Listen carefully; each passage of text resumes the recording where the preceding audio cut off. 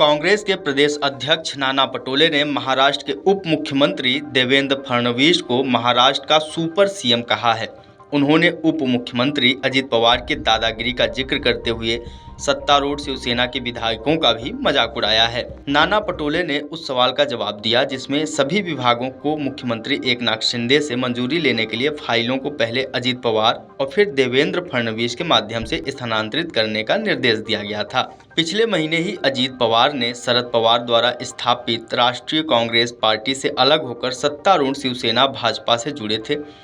कांग्रेस नेता ने कहा कि हमने अजित पवार की दादागिरी देखी है।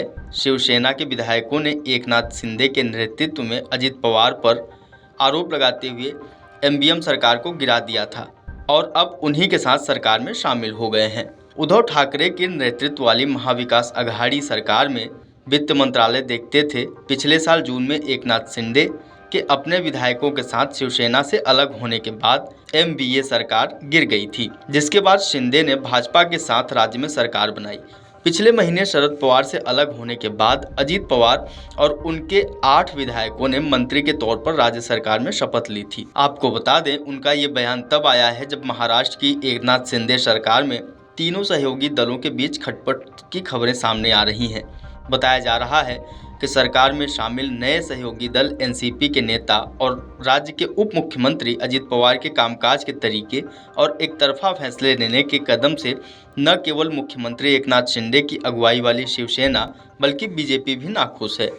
मीडिया रिपोर्ट्स में कहा गया है कि मुख्यमंत्री एकनाथ शिंदे अब यह सुनिश्चित करने के उपाय कर रहे हैं कि अजित पवार के भविष्य के फैसले सर्वसम्मति से हों। मीडिया रिपोर्ट्स की माने तो वित्त और योजना मंत्री अजित पवार द्वारा मंजूर की गई फाइलें अब डिप्टी सीएम देवेंद्र फडणवीस के पास भेजी जाएंगी और उसके बाद ही इसे अंतिम मंजूरी के लिए सीएम शिंदे के पास भेजा जाएगा।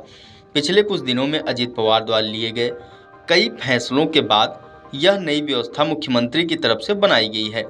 पवार के फैसलों से शिंदे और बीजेपी दोनों खेमों में बड़ी नाराजगी है। आपको बता दें कि डिप्टी सीएम अजित पवार ने 21 अगस्त को राष्ट्रीय सहकारी विकास निगम से ऋण प्राप्त करने के लिए कड़ी शर्तें रखी थीं। इसके दायरे में भाजपा नेताओं और विधायकों के मालिकाना या कंट्रोल वाली 6 चीनी सहकारी समितियां आ रही थीं, लेकिन शिंदे सरकार ने बुधवार को इस फैसले को पलट दिया। हालांकि यह फैसला आर्थिक रूप से विवेकपूर्ण था, बावजूद इसके इस फैसले को बीजेपी के प्रभाव को कम करने के अजित प्रभाव के प्रयास के रूप में देखा गया।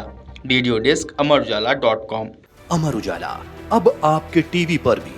अपने स्मार्ट टीवी पर यूट्यूब पर सर्च करें अमर उजाला, चैनल सब्सक्राइब करें और देखें ताज़ा खबरें, वो भी HD क्वालिटी में। और हाँ, बेल आइकन दबाना ना भूलें ताकि हर खबर हो आपके घर। अमर उजाला, निष्पक्ष, निर्भीक, निरंतर।